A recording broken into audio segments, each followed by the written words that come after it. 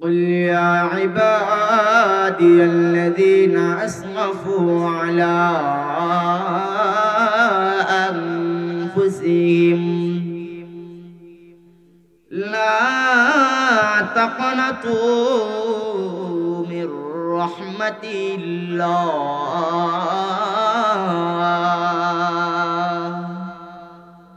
আমার মাওলা আমাকে আপনাকে দয়া করিয়া মায়া করিয়া মহব্বতে সুরে ডাক দিয়া বলেন বান্দারে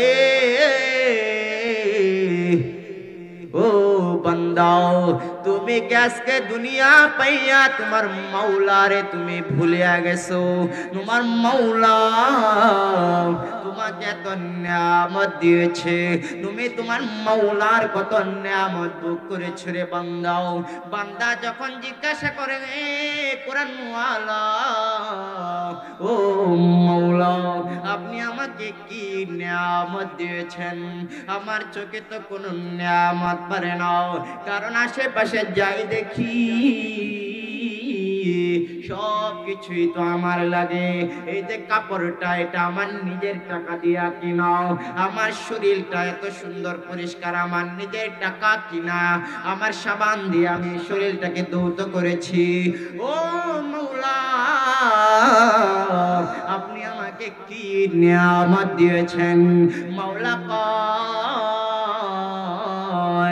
ও বান্দা তুমি কিসের বাহাদুরি দেখাও গো মাওলা আমি খেতে কাজে কাম করিয়াও আমি রাজমিস্ত্রির কাম করিয়াও আমি ডাক্তার কামায় ডাক্তারি করিয়াও আমি অনেক কিছুর ব্যবসা করি আমি টাকা পয়সা জমাইয়াও আমি আমার কাপড় সাপড় কিনি মালিক তাহলে আপনি কিভাবে নিয়ামত দিলেন মাওলা কয় তোমার এই কাপড়টা তুমি কোথায় পরেছো বান্দা উত্তর দেয় মাওলা আমার শরীরে পরেছি মাওলা সুন্দর চমৎকার করে জিজ্ঞাসা করেন এই শরীরটা কার বানানো বান্দা চুপ করে থাকে সত্যি তো আমি তো কাপড় পরি কিন্তু এই যে আমার হাতটা কার বানানো আমার আঙ্গুল গুলা কার বানানো আমার চোখ গুলা কার বানানো একটা চোখের মধ্যে বিজ্ঞানীরা গবেষণা করেছেন আমার এই চোখটা দিয়ে যে আমি দেখি কত মানুষ কিন্তু অন্ধ মাওলা চাইলে আমারে আপনারে অন্ধ বানাইতে পারতো মাওলা অন্ধ বানায় নাই মাওলা যখন জিজ্ঞাসা করে বান্দারে তোমার এত সুন্দর নিয়ামত তোমারে কে দিয়েছে বান্দা উত্তর দিতে পারে না আমাকে কে দিল মাওলা তখন আমারে আপনারে কয় ও বান্দা এই যে তোমার দামি হাত যে হাত ছাড়া তুমি কাজ করতে পারবা না এই হাতটা কিন্তু আমি মালিকের দেওয়া এই যে দামি চোখ যে চোখটার মধ্যে আমি 13,000 ক্যামেরা ফিট করে দিলাম ও মুসলমান মাওলার জন্য যদি শুকরিয়া করেন কিয়ামত পর্যন্ত যদি আপনি সিজদায় পড়িয়া শুকরিয়া আদায় করেন আপনার একটা চোখের একটা ক্যামেরার শুকরিয়া আদায় হবে না কত মানুষের হাত নাই পা নাই কিন্তু মাওলা আপনারে কত সুন্দর হাত পা দিয়েছে কত সুন্দর কান দিয়েছে কত সুন্দর চক্ষু দান করেছে কত সুন্দর একটা বডি দান করেছে মাওলা যখন জিজ্ঞাসা করে হে বান্দা এগুলা কে তোমারে দিয়েছে তখন আমি উত্তর দিতে পারি না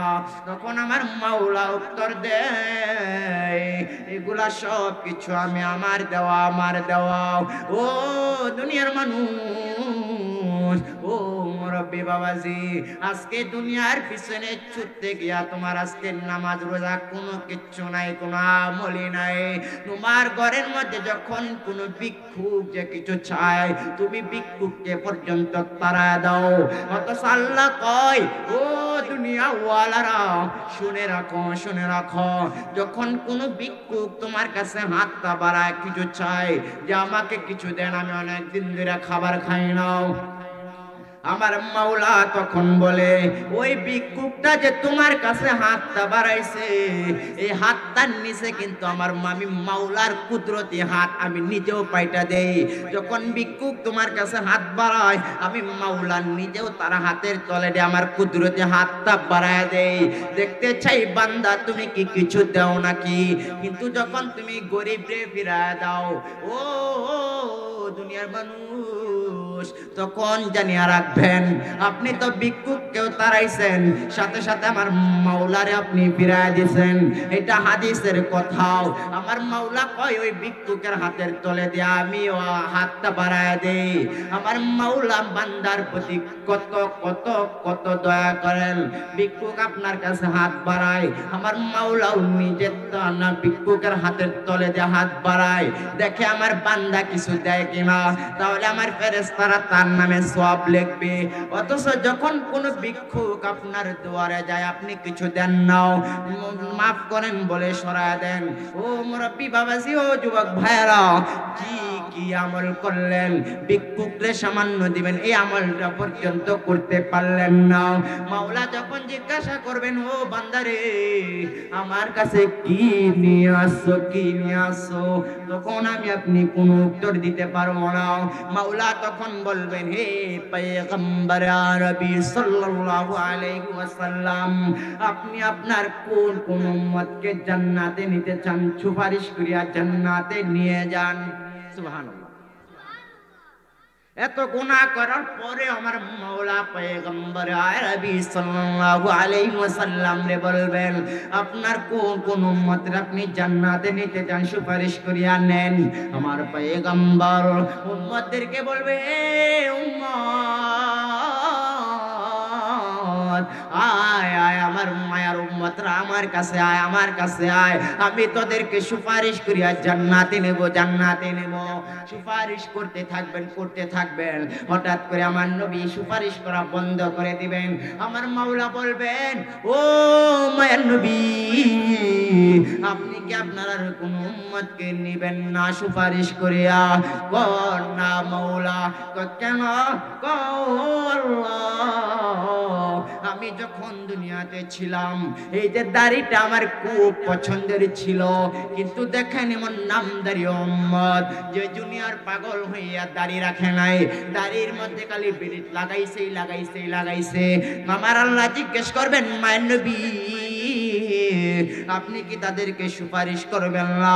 সরাসরি নবী বলবেন না। কেন? আমার দাড়ি তার কাটেন দাড়ি রাখে নাই। আমার মায়ের নবী হাদিসে ফরমাইছেন, ও যুবক ভাইরা, তুমি এই দুনিয়ার পাগল হইয়া তুমি নবীর সুপারিশ হারাইতেছো, তুমি জান্নাত হারাইতেছো কিনা এটা দেখো। ওখান বলবেন, হুজুর রাখতে পারি না। কয় কেন? আমার বিবি জান পছন্দ করে না, আমার বাড়ির লোকে পছন্দ করে না। আমি একটা কথা বলে দে, আপনার এই বউ, আপনার এই বিবি জান যারা আপনাকে বলে দাড়ি রাখলে পছন্দ করে না, তারাও কিন্তু কিয়ামতের ময়দানে আপনাকে আমল দেবে না, তাদের নিজেরটা নিয়ে নিজেই দৌড়াদৌড়ি করবে। আপনি তাদের কথা রাখিয়া দাড়িটা কেটে ফেললেন, যখন নবী বলবে তাদের জন্য সুপারিশ করব না, তখন আমার আপনার কি হবে বলেন? নবী যদি বলেন এই উম্মতের জন্য আমি সুপারিশ করব না, সে আমার নবী হাদিসের মধ্যে বলতেছেন, যারা দাড়িতে আঘাত করলো, তারা দাড়িতে বেলিট লাগায় নাই, তারা আমার কলিজাটা কেটে ফেলেছে। যুবক ভাই, আল্লাহ তাআলা সরাসরি বলে দিয়েছেন, যারা দাড়ি কাটবেন তারা নামাজ পড়লেও কবিরা গুনাহ হতেই থাকবে, হতেই থাকবে। তারা ঘুমাইলেও কবিরা গুনাহ হতেই থাকবে। তারা যতগুলা দাড়ি কাটবে, একটা দাড়ির জন্য একটা কবিরা গুনাহ, একটা কবিরা গুনাহ আপনাকে জাহান্নামে নিতে যথেষ্ট। আল্লাহর নবী বলবেন, এই উম্মতের আমি চিনি না, কারণ এই উম্মত আমার মহব্বতের দাড়িগুলা রাখে নাই, দুনিয়ার লোভে পড়িয়া দাড়ি রাখে নাই। আপনি একটা দাড়ির কারণে আপনার প্রত্যেকটা সেকেন্ডে কবিরা গুনাহ হচ্ছেই হচ্ছে, হচ্ছে আমার আল্লাহ তাআলা যখন মুরব্বিরা হাত বাড়ায়, মাওলা আমাকে এতটুকু দেন, আমার মাওলার লজ্জা পাওয়া যায়। ওই ফেরেশতারা জিজ্ঞাসা করেন, মাওলা আপনি লজ্জা পাইতেছেন? কয় ও ফেরেশতারা দেখো কে আমার কাছে হাত তুলেছে। কয় আল্লাহ দেখতেছি দাড়িওয়ালা, সাদা দাড়ি পাকনেওয়ালা দাড়িওয়ালারা তোমার কাছে হাত বাড়াইছেন। আমার আল্লাহ কয় যখন সাদা দাড়িওয়ালারা আমার কাছে হাত বাড়ায় কিছু চায়, আমি মাওলার লজ্জা লাগে তাদের যদি কিছু না দে। এখন ভাবেন দাড়িওয়ালার কত পাওয়ার, যখন দাড়িওয়ালা মাওলার কাছে হাত তুলে আল্লাহ তাআলা তখন লজ্জা লাগে, বলেন না দিলে আল্লাহ তাআলা দিয়া দেয়। এখন ভাবেন আমার তো দাড়ি নাই, মাওলার কাছে চাইলেও কিছু পাই না, নামাজ তো পড়ি না, অথচ এক ওয়াক্ত নামাজের জন্য 2,88,00,000 বছর জাহান্নামে থাকতে হবে। এখন বলতেছেন এই দুনিয়া দুনিয়া দুনিয়াই আমার সব, কিন্তু একটাবার চিন্তা ভাবনা করেন আমার আপনার আশেপাশে কত মানুষ ছিল, আজকে কত মানুষ কবরে চলে গেছে, আজকে কত মানুষ কবরে চলে গেছে। এই আমার চোখের সামনে কত মানুষ ছিল। এই যে আমাদের রাজু ভাইকে চিনেন, উনিও কিন্তু আমাদের চোখের সামনেই ছিল, উনিও প্রায় কয়েক বছর আগে মারা গেছেন। আমাদের ওখানে আরো একজন মুরব্বী মহিলা ছিল, উনিও চলে গেছেন। আমাদের চোখের সামনে থেকে কত মানুষ চলে যাইতেছে, একটু কি আপনার লজ্জা হয় না? আমি মুসলমান হইয়া যখন কবরে চলে যাব, কবরের মধ্যে আমার পয়গম্বর আরবি যখন আসবেন, আমার পয়গম্বরকে দেখায়া ফেরেশতারা বলবে তুমি কি তাকে চিনো? কই না না না চিনি না। কে এই লোক? আমার নবীর জিজ্ঞাসা করবেন আপনি কি এই লোকটাকে উম্মতটাকে চিনেন? কই সে আমার উম্মত কিভাবে হয়, সে তো গালে দাড়ি নাই। অথচ হাদিসের মধ্যে আছে গালে ভর্তি দাড়ি, গালে ভর্তি দাড়ি, গুনাহ গুনাহ গুনাহ গুনাহ।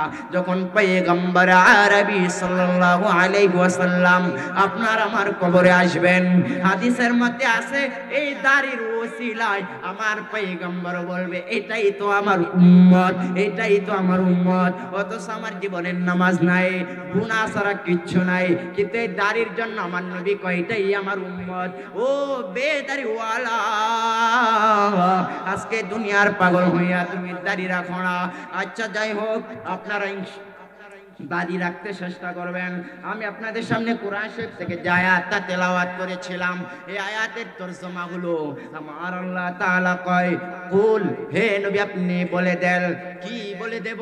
আপনার উম্মতদেরকে বলে দেন, ইয়া ইবাদিয়াল্লাযীনা আসরাফু আলা আনফুসিহিম, যে বান্দা বান্দি আপনার যে উম্মতরা গুনাহ করতে করতে ক্লান্ত হয়ে গেছে, এত গুনাহ করেছে, এখন নিজের উপর লজ্জাবোধ হয়, এত গুনাহ করলাম, এই গুনাহ রাখবো কোথায়? মাওলা কি আমারে মাফ করবে?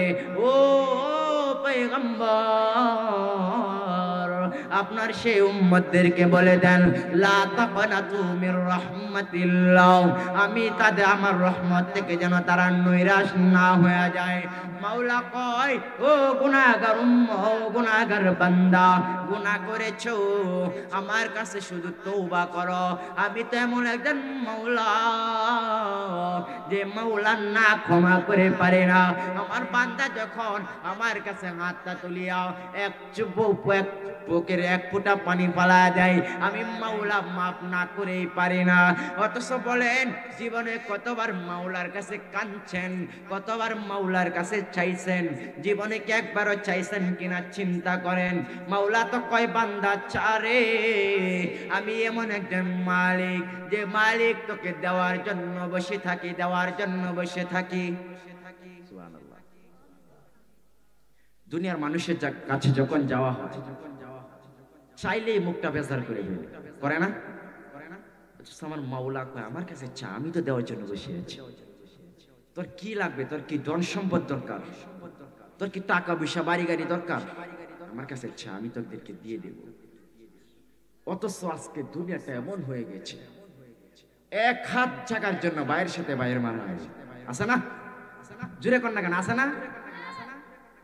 মাওলা বলতেছে তোর হ্যাঁ কাপ জায়গাকে তুই যদি বলিস আল্লাহ আমার পুরা দুনিয়াটা লাগবে, এই পুরা দুনিয়া পর্যন্ত আমি তোকে দিতে রাজি আছি। চাইছেন একবারও আল্লাহর কাছে যে মাওলা আমার তো সন্তান লাগবে, আপনি সন্তান দেন, আমার তো টাকা পয়সা লাগবে, আপনি আমাকে টাকা পয়সা দেন, আল্লাহ আমার এটা লাগবে ওটা লাগবে আপনি আমাকে দেন, একবারও চাইছেন?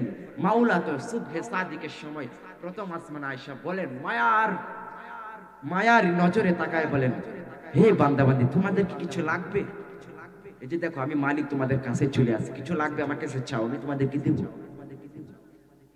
অথচ আমি আপনি কম্বলের তলে শুয়ে থাকি, মাওলা ডাকে কিন্তু আমি মাওলার ডাকে সারা দিই না। কত বড় গাত্তার আমি! মাওলা কয় বান্দা তোর কি কিছু দরকার নেই? আমার কোনো পাত্তা নেই। মাওলা প্রথম আসমান আয়েশা ডাক দেয়, হে বান্দা একটু উঠ না, হে বান্দা একটু উঠ না, আমার কাছে একটু চা না, আমি তো তোকে দেওয়ার জন্য বসে আছি। আমার তো কোনো কিছুর অভাব নাই, আমার কোনো কিছুর অভাব না, আমার ধন বান্দার যে তোদেরকে দিতে দিতে দিতে দিতে শেষ, জীবনও শেষ হবে না। কিরে বান্দা তোকে কিছু চাই না, আমার কাছে একটু চা না, আমি তোদেরকে দেওয়ার জন্য দেখ প্রথম আসমানে চলে আসছি, একটু চা না আমার কাছে, বান্দা একটু চা।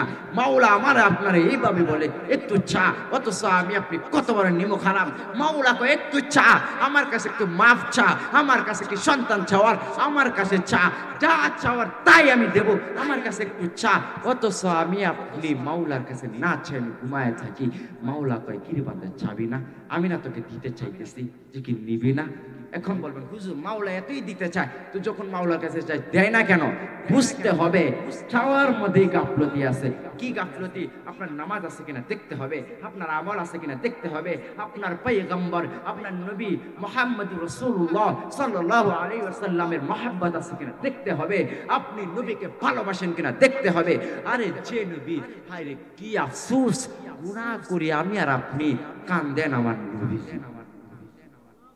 কান্দে না? এখন রোজার মধ্যে শুয়ে আমার নবী কয়, ইয়া হাবিল উম্মতি, ইয়া হাবিল উম্মতি, আল্লাহ আমার গুনাহগার উম্মতগুলোরে মাফ কইরা দেও না, আল্লাহ মাফ কইরা দেও না। আমার নবী যখন মৃত্যুর সময় চলে আসছে, আজরাইল আসছেন, আজরাইল তুমি কেন আসছো? আল্লাহ পাঠাইছেন। কেন পাঠাইছে? আল্লাহ পাঠাইছে আপনি যদি দুনিয়াতে থাকতে চান তাহলে আপনি থাকতে পারবেন, আর আপনি যদি আল্লাহ তাআলার সাথে আল্লাহ তাআলার কাছে যেতে চান তাহলে আমি আপনাকে নিয়ে যাব। মাওলা আপনার সাক্ষাতে অধীর আগ্রহে বসে আছেন, আপনি কি যাবেন? তো আল্লাহ পয়গম্বর আরবি মুহাম্মদুর রাসূলুল্লাহ সাল্লাল্লাহু আলাইহি ওয়াসাল্লাম বলেন, জিবরাইল আসুক, জিবরাইল আসুক। জিবরাইল আসার পরে কয়, ভাই জিবরাইল, আজরাইল কেন আসছে? আপনাকে নিতে আসছে। আপনি যদি দুনিয়াতে থাকতে চান তো থাকতে পারবেন, আল্লাহ তাআলার কাছে যাইতে চাইলে আল্লাহ তাআলার কাছে যেতে পারবেন। সেই মুহূর্তে আমার পয়গম্বর আরবি মুহাম্মদুর রাসূলুল্লাহ সাল্লাল্লাহু আলাইহি ওয়াসাল্লাম বলেন, আমি যদি চলে যাই আমার গুনাহগার উম্মতগুলোর হবে কি? গুনাহগার উম্মত তো গুনাহ করতে করতে পথভ্রষ্ট হয়ে যাবে, এই গুনাহগার উম্মতগুলো করবে কি? আল্লাহ আমার তো কোনো জানা নাই, আমি চলে গেলে আমার উম্মতগুলা বেগুনাহগার হয়ে যাবে, তারা নারীর পিছনে ছুটবে, তারা দুনিয়ার পিছনে ছুটবে, আল্লাহ কি করব? আমি তো কিভাবে যাব? আল্লাহ কয়, পয়গম্বর আপনার উম্মতগুলারে জানায় দেন, তারা গুনাহ যতই করুক একবার যদি আস্তাগফিরুল্লাহর আওয়াজ দেয়, তাদের গুনাহ আমি যদি সমুদ্রের ফেনা সমান হয় আমি গুনাহ মাফ করে দেব। সেই সময় আমার নবী আপনারা আমার চিন্তা করেন,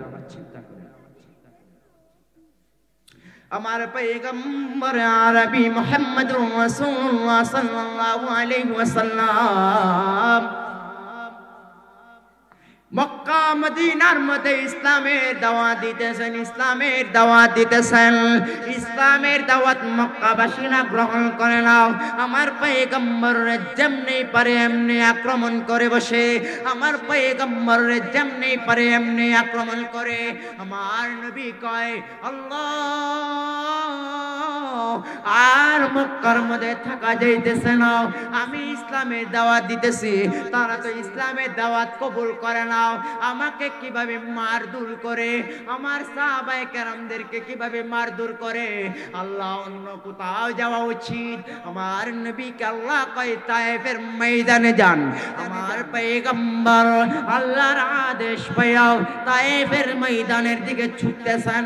তায়েফের ময়দানে গিয়ে ডাক দিয়ে কয়, ও তায়েফবাসীরাও আমাকে দেখো, আমাকে দেখো, আমি শ্রেষ্ঠ নবী, আমি আখেরি জামানার খাতামুন নবীন, আমি হলাম খাতামুন নবীন, শেষ নবী, আমার পরে কোনো নবী নাই, আমি শেষ নবী। দেখো আমি তোমাদের জন্য ইসলামের দাওয়াত নিয়ে আসছি, তোমরা তোমরা যে মূর্তি পূজা করো, তোমরা যে অন্য অন্য অনেক ধর্মের পূজা করো, অনেক ধর্ম পালন করো, এগুলা তো ধর্ম সঠিক না। আমি তোমাদের কাছে ইসলামের দাওয়াত নিয়ে আসছি। তায়েফবাসীরা কয় কিসের দাওয়াত? কয় ইসলামের দাওয়াত কিসে, আবার কোন নতুন ধর্মের দাওয়াত? আপনারা বলেন ইসলাম ধর্ম কি নতুন নি? কিন্তু ওই বেকলের দলেরা জানতো না আমার পয়গম্বর যাওয়ার পর তায়েফবাসীরা আমার পয়গম্বরে কয় ও পাগল চলে যাও, আমরা আমাদের বাপ দাদার ধর্মের অনুসরণ করি, তোমার নতুন ধর্মের অনুসরণ করার সময় নাই। এটা বলে তায়েফবাসীরা ছোট ছোট বাচ্চাদেরকে আহ্বান করতেছেন, ডাকতেছেন, কয় দেখো পাগল আছে, পাগল পাগল মুহাম্মদ আছে, তাকে তারাও, তাকে তারাও, সে আমাদের বাপ দাদার ধর্মের বিপরীত কথা কয়। তখন ছোট বাচ্চারা জানেন, যখন পাগলের কথা শুনে তারা পাগলকে চেতাইতে থাকে। কিন্তু আমার নবী কি পাগল ছিলেন? জুড়ে বলেন, আমার নবী পাগল ছিলেন? কিন্তু তায়েফের ময়দানে যাওয়ার পর আমার নবীরে বলে পাগল পাগল বলিয়া ছোট ছোট বাচ্চারা ধারালো ধারালো পাথর দিয়ে আমার নবীকে আক্রমণ করে। আমার নবীর গায়ের মধ্যে হমনে ইটাইতে থাকে। আমার নবী রক্তে জর্জরিত হয়ে গেছেন এবং ডাক দেখো তায়েফবাসীরা, আমি এমন পয়গম্বর, আমার তো মাও নাই, আমার তো বাবাও নাই, আমি তো এতিম নবী, আমারে আর মারিও না, আমি তো সহ্য করতে পারি না। আমার পয়গম্বর আরবি সাল্লাল্লাহু আলাইহি ওয়াসাল্লাম এইভাবে যখন তায়েফবাসীদেরকে বলে, কেউ শুনে না, কেউ শুনে না, সকলে বলে এই পাগল, তোর যদি বাপ মা নাই থাকে তো তোকে কে বলেছে নতুন ধর্মের দাওয়াত নিয়ে আসতে?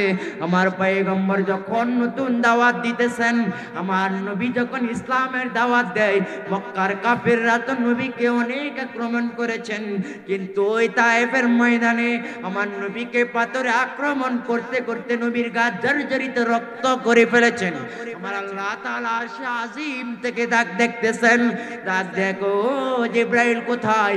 আল্লাহ এই যে আমি, দৌড়ায় যাও তায়েফের ময়দানে, দৌড়ায় যাও তায়েফের ময়দানে গিয়ে দেখো এই তায়েফ ময়দানের বাসীরা, এই তায়েফবাসীরা আমার নবীকে কি আক্রমণ করতেছেন, আমার নবীকে কিভাবে আক্রমণ করতেছে।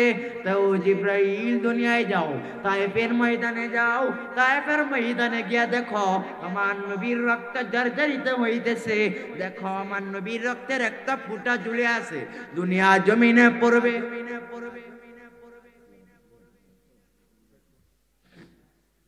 এই রক্তটা যেন জমিনে না পড়ে, কারণ এই জমিন আমার নবীর রক্ত সহ্য করতে পারবে না, এই রক্তটা জমিনে পড়তে দিও না।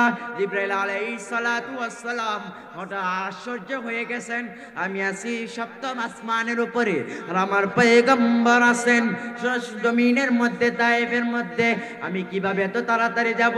জিবরাইল আলাইহিস সালাতু ওয়াস সালাম ওই দিন 600 দানা জিবরাইল আলাইহিস সালামকে আল্লাহ তাআলা 600 নূরের দানা দান করেছেন। 600 দানা একসাথে মিলিয়ে দিয়া তায়েফের ময়দানে আসছেন। যখন নবীজির রক্ত জমিনে পড়তে যাবে, জিবরাইল আলাইহিস সালাম হাতটা এভাবে দিয়া ধরে ফেলেছেন, রক্ত পড়তে দেয় নাই। জিবরাইল কয় ও নবী আকরাম, ও নবী আপনি যদি আদেশ দেন তাহলে এই যে তায়েফের মাসে এত বড় বড় পাহাড়, এই পাহাড় গুলারে তুলিয়া এই তায়েফবাসীদেরকে পিষে ফেলবো, এই তায়েফবাসীদেরকে রাখবো না। আমার নবী কয় না না না না, যদি তাদেরকে ধ্বংস করিয়া দাও তাহলে ইসলামের দাওয়াত কার কাছে দেব?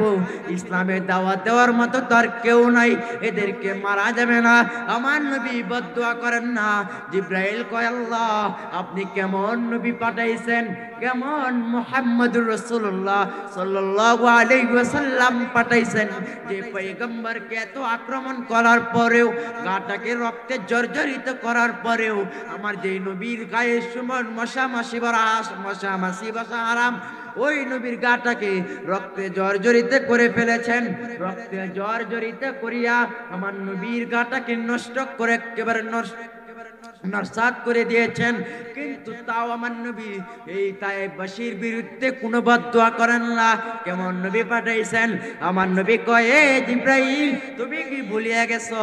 আমি কিন্তু আমার সাল্লাকা ইল্লা রাহমাতাল লিল আলামিন। আল্লাহু আকবার। তায়েফের ময়দানে এত আক্রমণ করে, এত আমার নবীকে এত কষ্ট দেওয়ার পরেও আমার নবী বদদুয়া করেন নাই। অথচ আজকে জমিনের মধ্যে এমন মানুষ আছে, এখান থেকে গালি একটা দিল, ওখান থেকে 10টা আওয়াজ আসে না? ইসলামটাকে ধরতে হবে। যত গুনাহ করছেন, গুনাহ থেকে ফিরে আসতেন কোথাও নেই।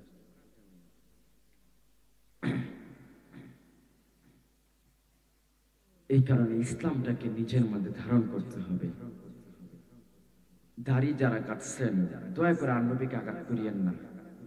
আপনি দাড়িতে আঘাত লাগান না, আমার নবীর কলিজাটা আপনি কেটে ফেলেছেন। আমার নবী নিজে বলেছেন, কি দরকার দাড়িটা কেটে? এতে আশেপাশে যত দাড়িওয়ালারা আছে, দেখেন তো আপনাকে বেশি ভালো লাগে না ওনাকে বেশি ভালো লাগে? এই কারণে দয়া করে দাড়িটা রাখবেন, নামাজ পড়বেন, ইসলামটাকে নিজের মধ্যে ধারণ করবেন।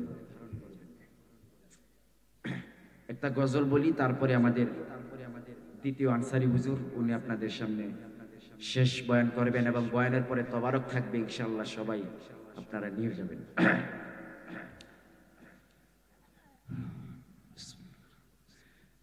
الصبح بدا من طلعته والليل دجى من وفراته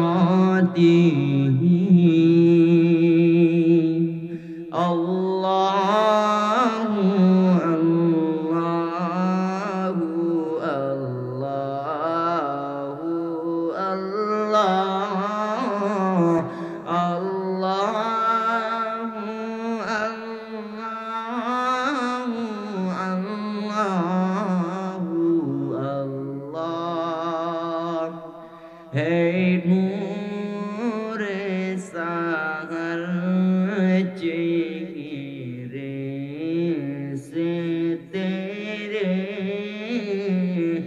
आवाज़ शब की रौनक ज़ुल्फ़ों से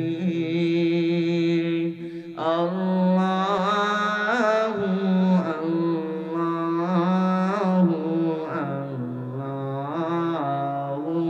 अल्लाहु